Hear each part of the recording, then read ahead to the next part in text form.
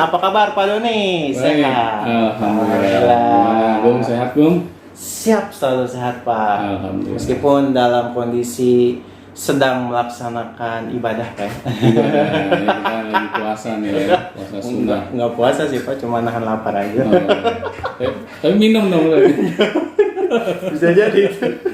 Oke Pak Doni, kembali lagi bersama kami di Beyond Education Podcast. Oke. Pada siang ini, hari ini kita mau ngobrolin tentang apa nih Pak Doni? Ya, ini lanjutan dari yang kemarin ya. Iya. Yang utang saya nih. Kita akan berbicara mengenai sekolah yang pro terhadap anak. Oh iya, yang spoiler kemarin Pak ya. Sekolah kemarin udah dibocorin soalnya sama Agung ya kan. Oke, bagaimana tuh Pak? Sekolah pro terhadap anak. Biasanya sih memang yang namanya sekolah sih emang harusnya pro terhadap anak Pak. Tapi maksudnya pro terhadap anak ini seperti apa sih Pak? Ya, itu pertanyaan yang bagus. Saya berkaca dari pengalaman saya dulu ketika sekolah, ya, Oh iya. dari TK, SD, SMP, SMA. Saya merasakan bahwa sekolah itu bukan hal yang menyenangkan. Terlebih lagi waktu SD, Iya. SMP, SMA. Mhm. Kalau TK mungkin lebih banyak bermain ya pada saat itu. Pasti menyenangkan Pak ya. Pasti menyenangkan. Tapi ketika SD, sepertinya saya dipaksa untuk fokus di dalam kelas, ya, mempelajari hal-hal yang saya kurang minati. Oh, jadi ketidaksukaan terhadap pelajarannya gitu Pak ya? Iya. Oh. Karena di situ ada unsur mohon maaf ya, pemaksaan bahwa setiap mata pelajaran itu nilainya harus bagus. Iya juga. Kalau tidak, nggak naik kelas. Dan saya merasakan nggak naik kelas pada saat itu. Bayangin di kelas 2 SD saya tidak naik kelas. Dikarenakan nilai matematika saya dapat angka 4 ya apa. Dan di situ membuat saya semakin tidak menyukai sekolah. Kok sudah tahu saya nggak suka matematika. Tetapi saya dipaksa harus bagus nilai matematika saya. Dan ini menurut saya sudah tidak menyenangkan lagi. Yang namanya belajar itu penuh dengan pemaksaan. Ya, terus dengan ancaman tidak naik kelas. Nah, berarti kan belajar itu bukan suatu hal yang menyenangkan bagi anak. Iya. Ya, kalau menyenangkan nggak mungkin dong ada unsur paksaan, ada unsur ancaman, ya. Dan di sini akhirnya saya melihat harus ada perubahan di dunia pendidikan, terutama di dunia sekolah. Tapi sebagai Bapak yang berpengalaman di kelas SD itu tidak melanjutkan ke kelas jenjang selanjutnya, itu bagaimana Pak rasanya Pak? Ya pastinya malu lah. Saya ditanya kan sama keluarga, apalagi kalau pas ngumpul gitu. Betul. Doni gimana? Kamu naik nggak? Tanya aja ibu. Ya, karena saya malu ngejawab. Wah, sampai sebegitunya ya efeknya terhadap. Iya. Padahal Bapak sekarang udah mulai dewasa kan, udah jadi orang tua lah ya, Iya. tapi masih kerasa itu terhadap psikologis ya. Ya karena yang dulu saya pernah bilang podcast sebelumnya bahwa anak kecil ini memori di dalam otaknya itu belum banyak terpenuhi oleh data. Jadi ketika ada data yang negatif masuk ke dalam diri anak itu akan sangat membekas pengalaman tersebut. Ya, apalagi pengalaman negatif. Iya betul. Ya. Dan itu akhirnya menjadi sebuah trauma sampai saya bawa ketika saya dewasa. Iya. Berarti secara tidak langsung pendidikan itu menghasilkan trauma. Ya, kan seharusnya pendidikan itu, ya contohnya gini deh, Iya. kita ingin anak-anak kita menjadi anak-anak yang pembelajar, Betul. yang sangat mencintai ilmu pengetahuan.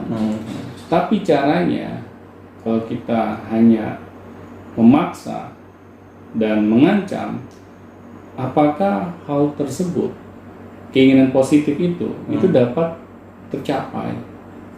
ya, agar anak-anak kita ini memiliki jiwa yang senang untuk belajar, jiwa yang senang untuk mempelajari segala hal, ya kan, karena masalah anak itu harus kita rangsang, betul, ke diri setiap anak itu untuk mencintai belajar.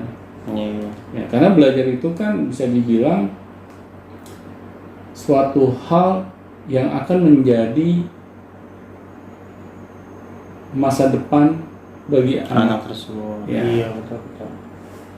Dan pada akhirnya ketika misalnya anak itu dari kecil sudah dipaksa dalam pembelajaran, ya jadi kayak robot gitu Pak ya, maksudnya dikasih ini harus ini, dikasih ini harus ini gitu. Jadi pola-pola berpikirnya itu tidak berkembang, hanya mengikuti aturan-aturan yang memang secara aturan harus dia ikutin gitu kan. Yeah. Nah, jadi tidak ada kreativitas muncul dari anak-anak yang di masa kecil gitu. Yeah. Dan harus mengikuti. Tapi sebenarnya kalau yang pro anak itu seperti apa sih Pak?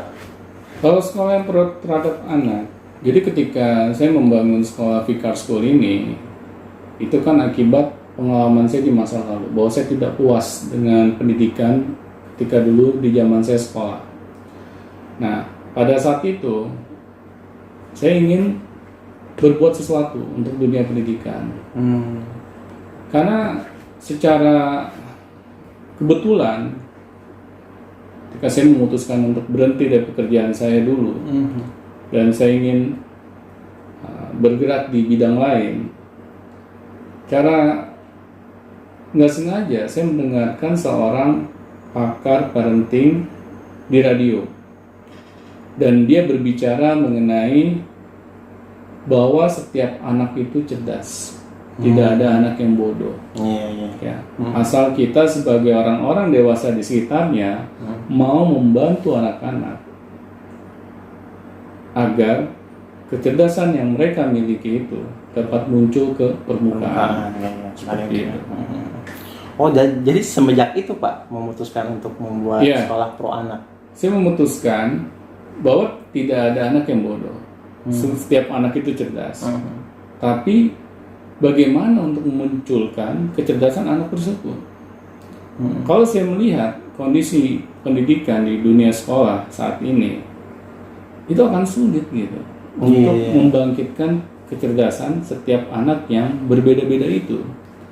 Karena ketika kita bersekolah, setiap sekolah umumnya pasti lebih kecenderungannya itu ke arah dunia akademis semata. Iya, dan treatmentnya disamakan semua. Iya, treatmentnya disamakan, diseragamkan. Iya, betul. Dan yang dikejar itu hanya sekedar angka. Ya. Apalagi sekolah itu menganut sistem ranking. Iya, itu dulu saya pernah tuh. Saya pernah ranking 1. Pernah ya. Oh, alhamdulillah berarti. Ini apa nih, promo apa gimana? Sistem ranking saya masih mengalami Pak. Oh, masih mengalami ya. Kalau zaman saya mengalami ranking, tetapi itu memang nggak menjadi saya bergairah gitu untuk harus mendapatkan ranking yang terbaik. Karena pada saat itu saya mikir, ketika sudah terbaik terus apa? Kira-kira manfaat buat saya apa ketika saya menjadi yang terbaik di kelas? Ya. Apakah hanya sekedar dielulukan bahwa saya ini lebih pintar dibandingkan teman-teman saya yang ada di kelas yang sama gitu? Apakah hanya sekedar itu? Kalau hanya sekedar itu, kalau menurut saya itu suatu pencapaian yang bisa disebut rendah, bukan pencapaian yang luar biasa. Karena apa? Karena ranking itu kan hanya berkutat di sisi akademis aja. Dia tidak berbicara mengenai hal-hal yang lain di luar akademis. Nah, otomatis orang-orang, anak-anak yang senang di dunia akademis, yang memang itu merupakan passionnya mereka akan belajar mati-matian. Betul. Sedangkan yang tidak, ya mereka akan masuk ke dunia yang lain gitu kan. Karena Dunia angan-angan, kantin, ya, di belakang. karena angan-angan mereka, keinginan mereka itu bukan di sisi itu. Oh, iya. Jadi memang setiap anak itu unik. Itu yang harus kita sadari dulu. Oh, iya. Di sisi lain mungkin ya memang sekolah itu hanya memiliki sistem ranking dan itu diseragamkan seperti itu Pak. Tapi di sisi lain ternyata anak-anak itu butuh, setiap anak itu unik gitu ya. Dan di sisi lain kita treatmentnya juga tidak bisa disamakan seperti itu, gitu Pastinya. kan? Oh iya. Jadi pro anak itu menurut Bapak kalau pro anak itu diterapkan di sekolah-sekolah bagaimana sih Pak?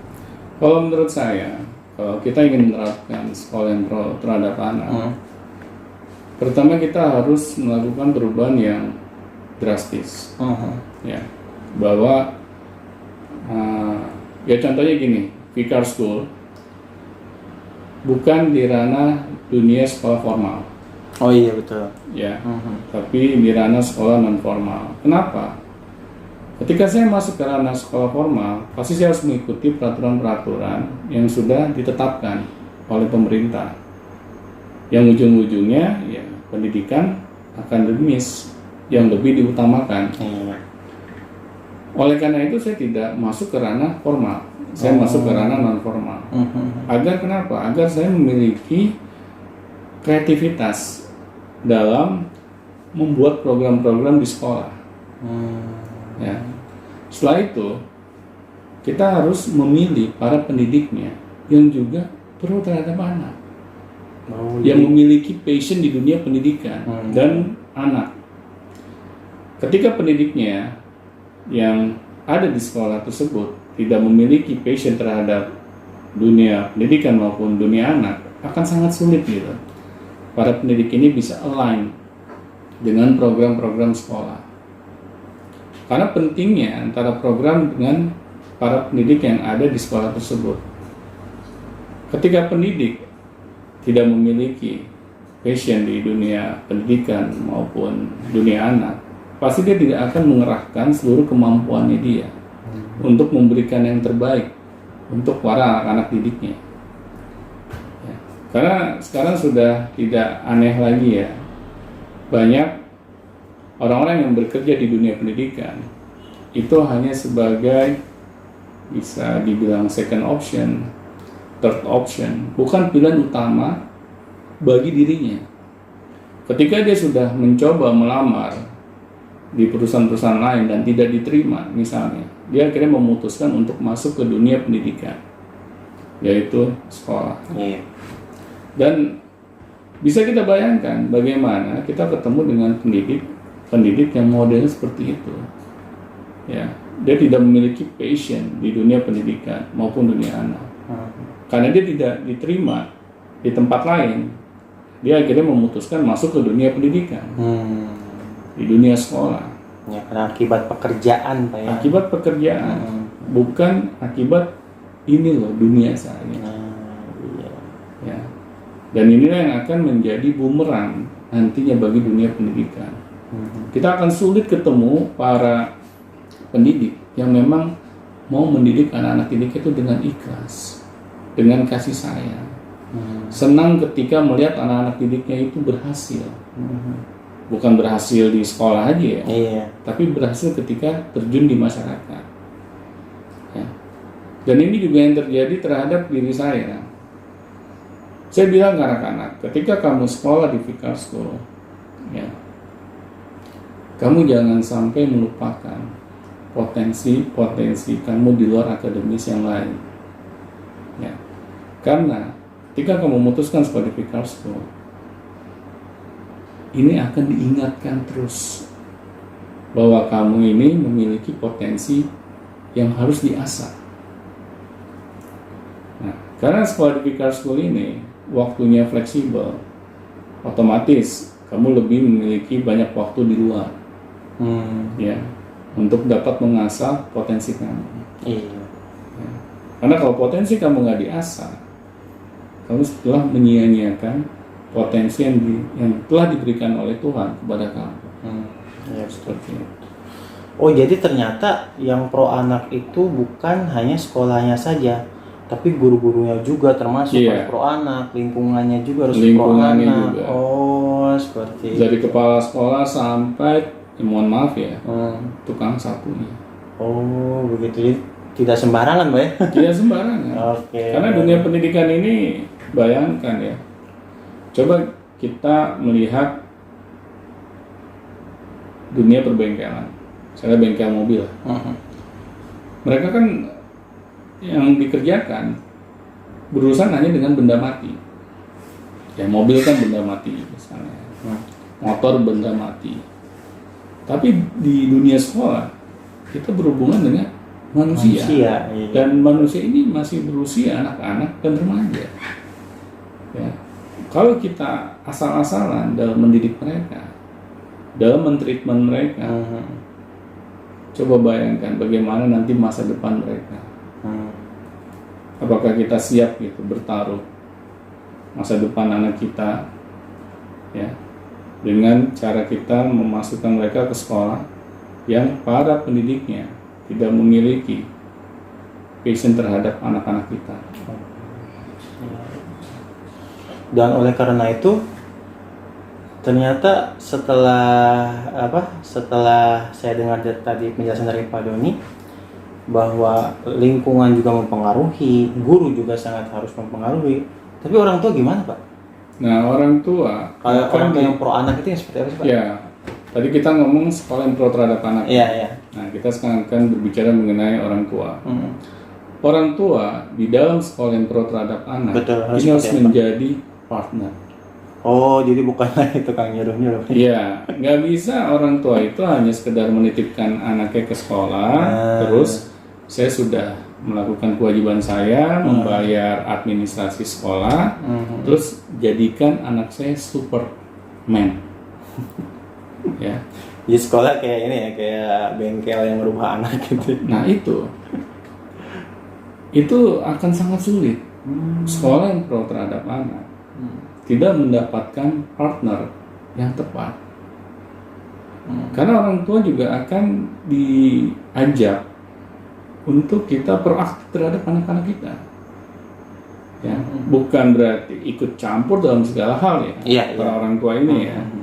Tapi dalam ranah-ranah tertentu, orang tua ini harus menjadi supporting sistem yang terbaik untuk anak-anaknya ketika mereka ada di rumah. Jangan lagi anak-anak itu diomelin kalau misalnya angka nilai mereka di raport itu jelek. Ya. Iya betul. Kebanyakan kan orang tua ketika melihat nilai angka raport anak-anaknya jelek, pasti kan kebanyakan dimarahin. Darah tinggi ngedadak. Tiba-tiba darting gitu kan. Kasihan anak-anak ini. Karena anak ini ketika di sekolah yang pro terhadap anak, sekolah akan berusaha untuk mengeksplor potensinya dia. Ya. Terus memberikan pendidikan karakter terhadap anak ini. Ya. Terus anak-anak ini dirangsang untuk mengetahui apa yang menjadi cita-citanya. Ya. Dan ini tidak bisa dikorelasikan dengan nilai raport lagi. Ya, karena sekolah pro terhadap anak itu adalah sekolah yang membuat anak-anak itu berproses dalam tumbuh kembangnya. Oh begitu ya. Jadi ternyata orang tua di dalam sistem sekolah pro terhadap anak itu sangat penting peranannya, Pak ya? Sangat penting. Karena kita akan mengajak sebagai partner. Iya, karena kalau saya lihat sih, kalau misalnya di sekolah-sekolah yang dulu saya pernah sekolah, ya orang pernah tua. ya sekolah. Saya langsung ini langsung sarjana. Langsung sarjana ya. Anak aja itu. Jadi orang tua, ya kalau orang tua sih datang cuma buat rapat-rapat aja, terus ngedengerin penjelasan gitu. Tapi kalau di sekolah pro terhadap anak ini, orang tua ini harus itu juga ya, harus proaktif juga. Proaktif. Oh, karena kuncinya di situ, Pak ya. Kuncinya itu antara sekolah dan orang tua itu berkolaborasi. Ya. Iya. Kan anak ini hanya dititipkan di sekolah.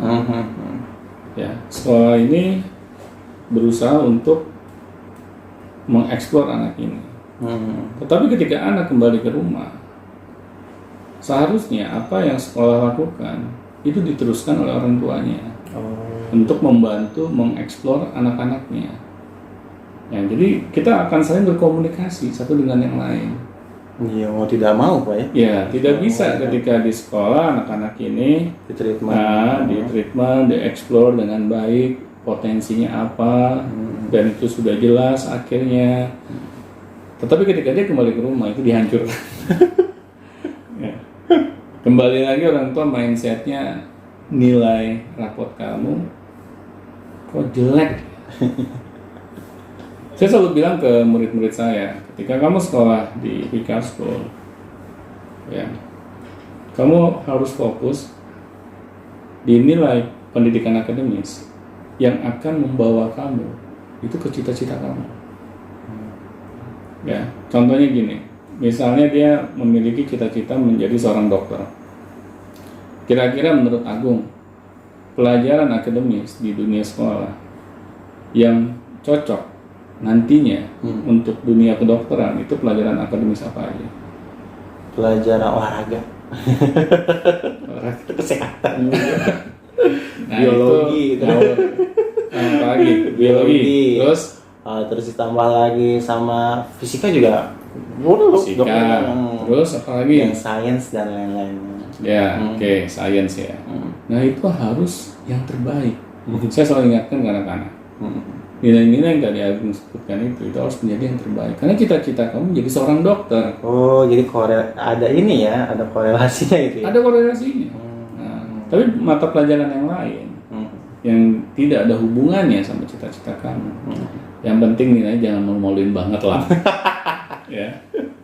Yang penting jangan nggak bisa banget lah baca gitu ya. Ya, masa nggak bisa baca, masa nulis nggak bisa berhitung sih. Segitu berarti mereka. Itu parah berarti kan. Iya. Jadi anak-anak itu nggak memiliki beban lagi dalam mereka bersekolah, Betul. dalam mereka menuntut ilmu. Karena mereka tahu, oh ternyata kewajiban saya ini yang harus saya lakukan ini apa ya namanya?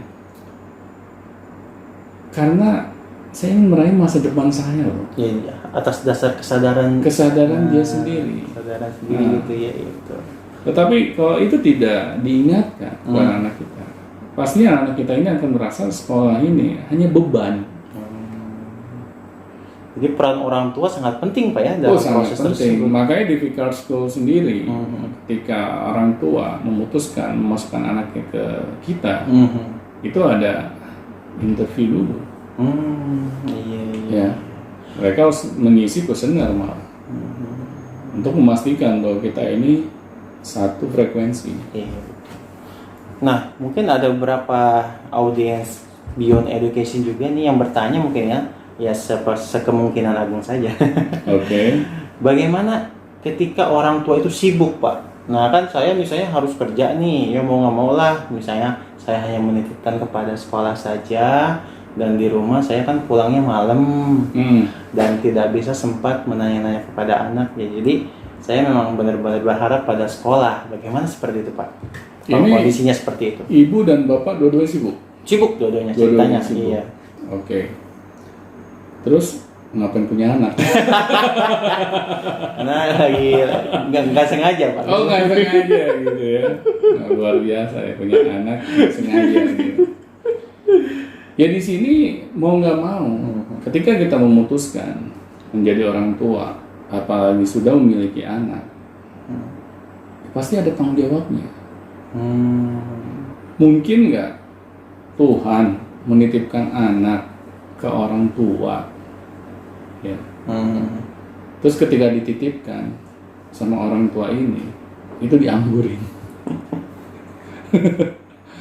Ya, padahal waktu sebelum punya anak, dia berdoa siang malam, pengen punya anak, tolong diberikan anak. Tapi setelah dikasih ke anak, anaknya dianggurin, dikasih ke sekolah, dikasih ke babysitter.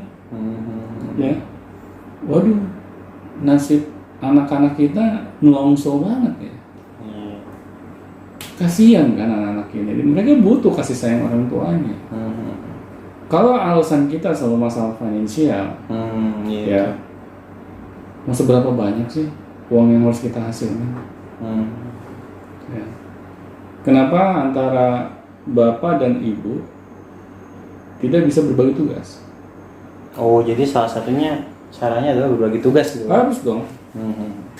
Nah, menurut Agung, siapa sih yang harus mencari nafkah kalau suami dan istri? Siapa sih tanggung jawab yang terbesar untuk mencari nafkah di sisi siapa? Suami, Pak. Suami. Berarti istri Jaga anak. Nah, bisa aja seperti itu. Kalau misalnya istri tetap mau, ya mohon maaf ya, Iya. mencari sesuap nasi membantu suami, kan bisa bekerja dari rumah. Tetap anak diurus dengan baik. Apalagi sekarang ada teknologi yang sangat membantu. Misalnya kita ingin membantu suami untuk mencari nafkah, istri bisa jualan di rumah melalui online misalnya. Itu lebih baik Pak ya daripada dua-duanya. Oh iya, dua-duanya mengejar sebuah sesuap nasi gitu kan. Tapi investasi terbesar dalam hidupnya tidak diurus gitu. Iya betul. Sangat kasihan kalau misalnya anak itu sampai merasa kesepian dalam kehidupannya karena tidak ada sentuhan dari orang tuanya.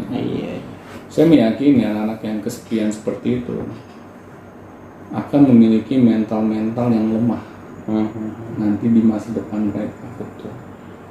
Nah, kalau misalnya gini Pak, kalau misalnya ada seorang single mom. Single mom, dia harus ngurus anaknya, dia harus kerja juga. Ini bagaimana nih untuk pro terhadap anak? Caranya seperti apa Pak kira-kira Pak? Itu pertanyaan yang lumayan sulit untuk dijawab. Tapi saya akan berusaha untuk menjawab. Jadi begini, ya kita nggak bisa memprediksi masa depan kita ketika kita menikah, bahwa pernikahan kita ini akan selamanya misalnya. Ya bisa aja pasangan kita meninggalkan kita, baik itu dipanggil oleh Tuhannya atau masalah yang lain gitu ya.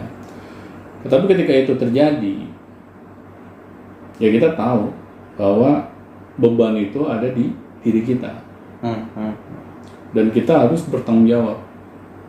Ya, kita nggak bisa ketika itu terjadi dalam kehidupan kita, terus kita lari dari kenyataan. Lari dari masalah. Lari dari masalah. Buang aja nih anaknya ke siapa nih, ke neneknya atau enggak ke tetangga gitu ya kan. Kan nggak bisa kita seperti itu. Bagaimana itu Pak? Ya kita harus melakukan yang terbaik yang bisa kita lakukan saat ini dulu. Misalnya mantan suami kita misalnya tidak mau menafkahi lagi misalnya, ya otomatis kan tugas seorang ibu terpaksa double. Dalam satu sisi dia harus menafkahi dirinya dan anaknya, ya. Dalam satu sisi dia harus merawat anaknya juga. Nah, ya sudah, itu yang kita lakukan.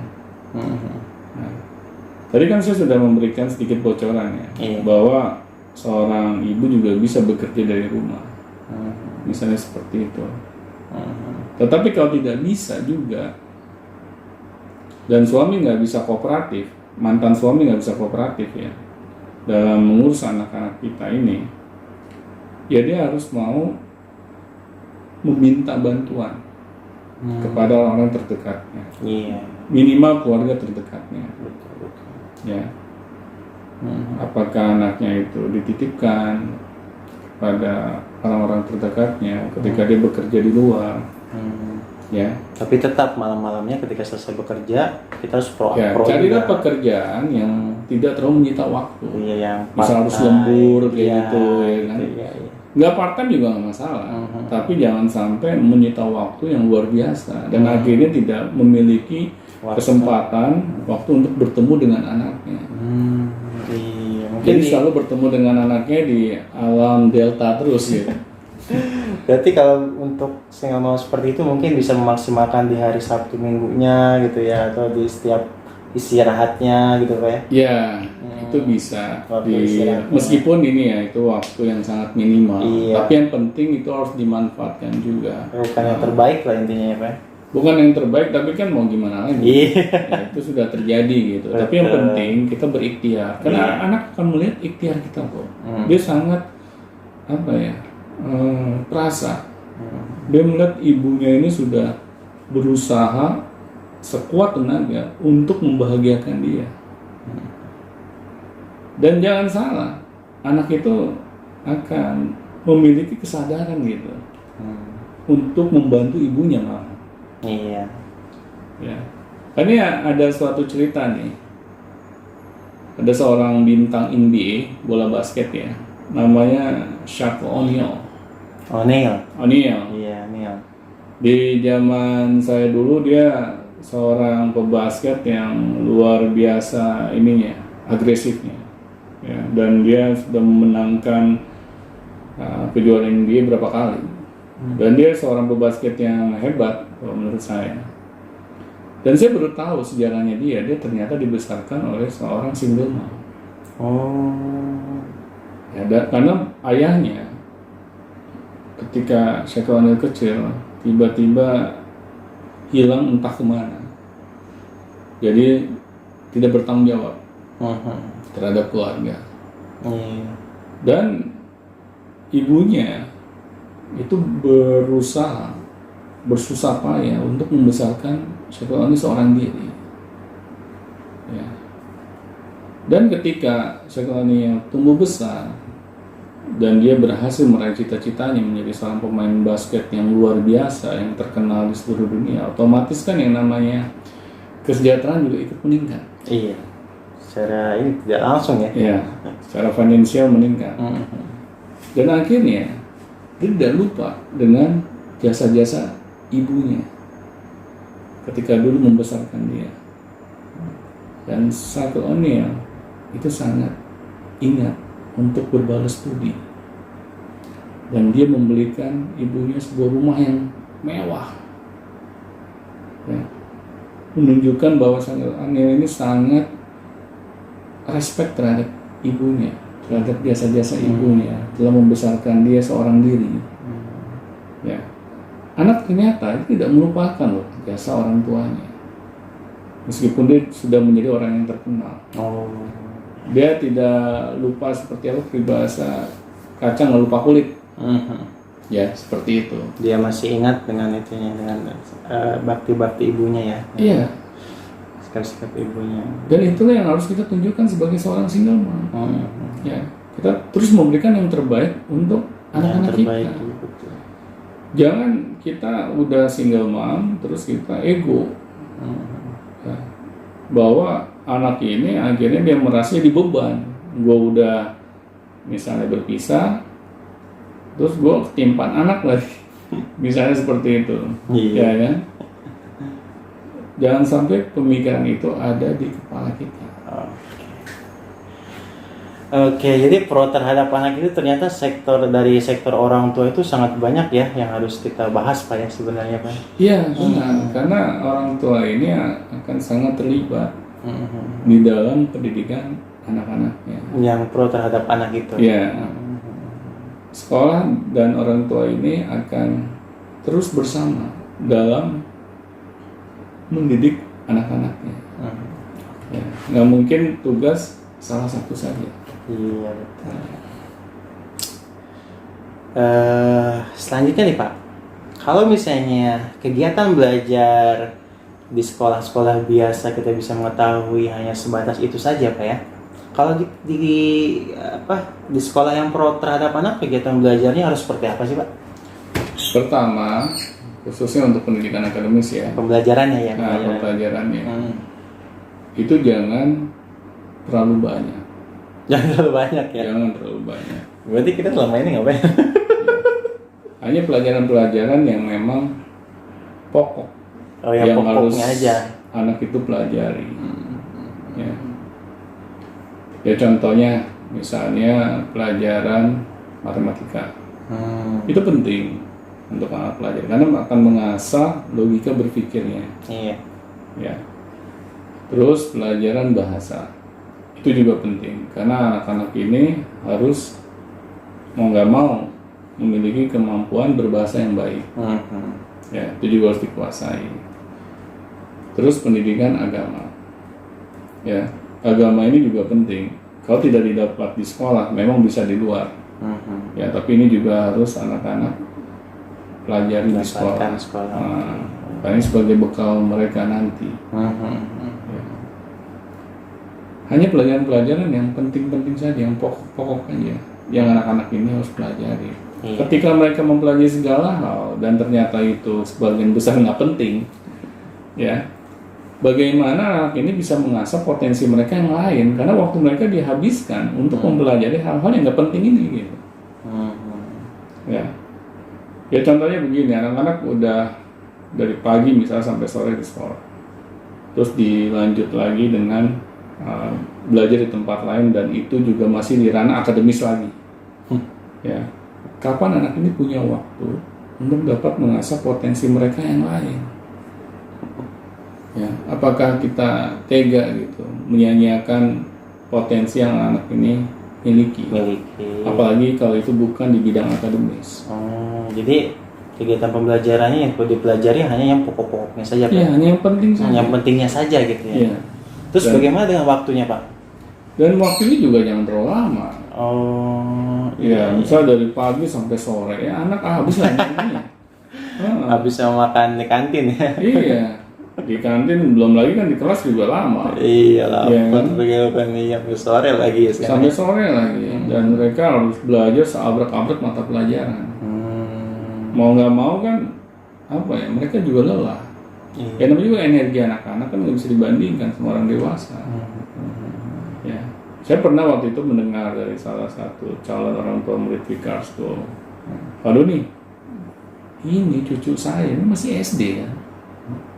Tapi ketika dia ke sekolah, dia bawa buku pelajaran itu kayak bawa kalung beras gitu. Banyak gitu, Pak? Banyak banget. Saya kasihan gitu melihatnya. Kan dia masih SD. Oh gitu, Pak.